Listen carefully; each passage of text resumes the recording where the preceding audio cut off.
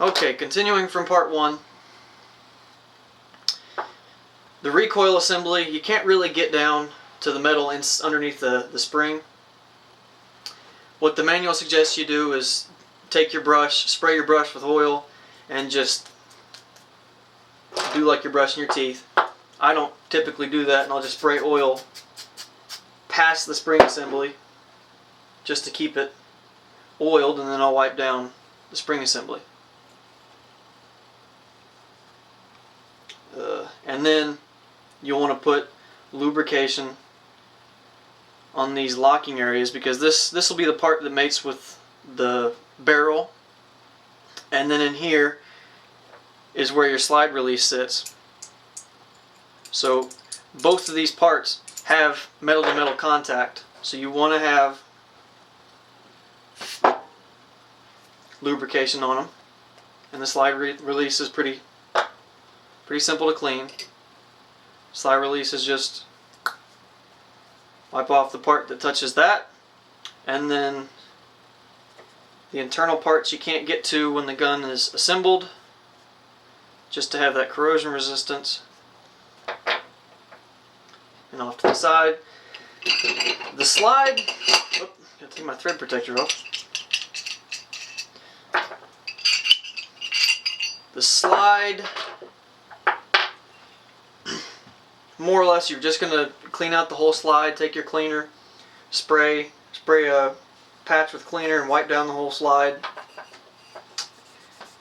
And then you are going to lubricate the whole slide, but there are a couple places of interest. Are these slide rails.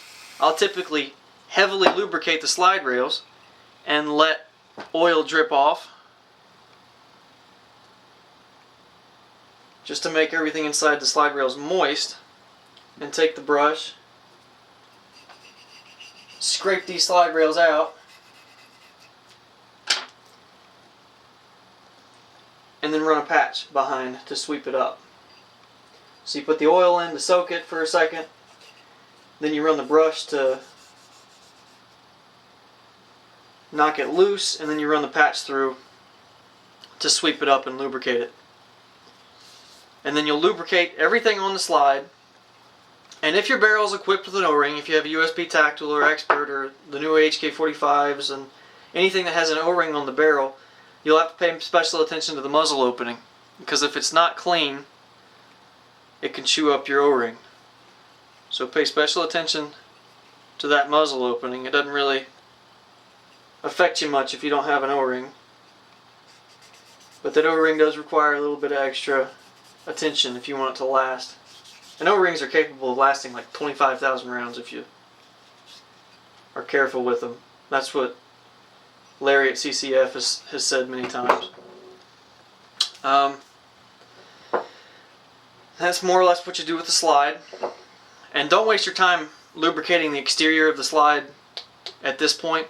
You'll lubricate the exterior when you have the gun fully assembled. Now the barrel. The barrel is where you got to do the most work.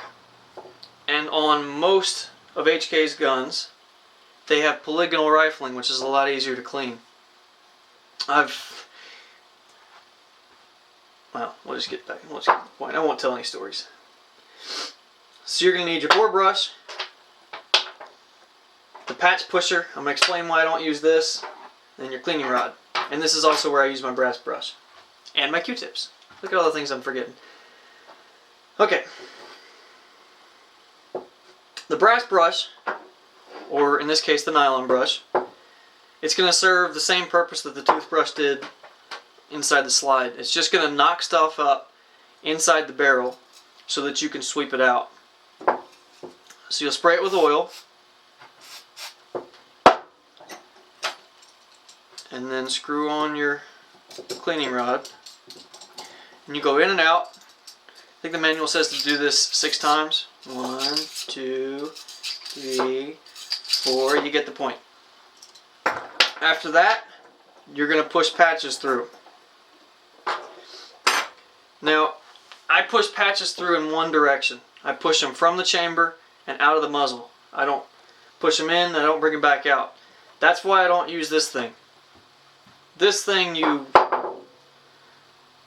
take the patch and you weed it through like that. Oh.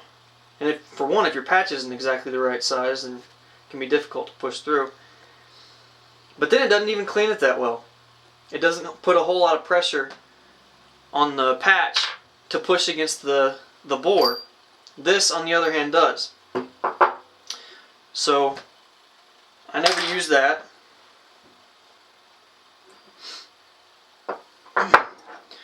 So put your patch pusher on the cleaning rod, wrap the patch around it, spray it with oil, and push it through the barrel from chamber to the muzzle. Ideally, you do this, you rinse and repeat until the patch comes out clean. Since I'm kind of an accelerated process here, I don't worry about that. But you might have to do that 2 or 3 times. The last patch, the second to last patch you run through the bore is going to have lubricant on it. The last patch you run through the bore is going to be a clean patch. And the reason you're going to do that is you're going to make sure that you don't have too much lubrication inside the barrel. As you're probably aware, liquids don't compress, and you can damage your barrel if there's too much oil inside of it. So just as a habit of safety, always push a clean patch through after your last lubrication patch. So that leaves the interior of the bore lubricated and clean, but not too lubricated. This is where I use my Q-tip. I'll typically spray the Q-tip with oil and Q-tip the chamber area.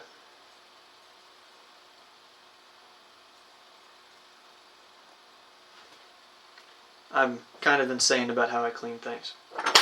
And then I'll use my brass brush here too to polish the feed ramp. And again, I only go in one direction. I don't push up and push down, push up and push down. I just go from here and push this way. That way nothing goes into the chamber. And wipe off. That will make it so it feeds reliably. Now I used a threaded barrel, O-ringed barrel, because it's a little more complicated. Again, if you got a thread protector, you got a silencer, you got to make sure that these threads don't ever get anything in them, because if they do, you can damage your threads if you try to force something on. So pay special attention to your threads and special attention to the O-ring. I'll typically use a brand new patch when I'm doing anything in regards to the O-ring. I don't know why, but I'm very protective of that little O-ring. And again, this is a metal piece. There's going to be oil all over it. And this is going to be medium lubrication. This is where the recoil assembly mates up with the barrel, so that gets special attention as well. Alright, so reassemble and clean your thread protector.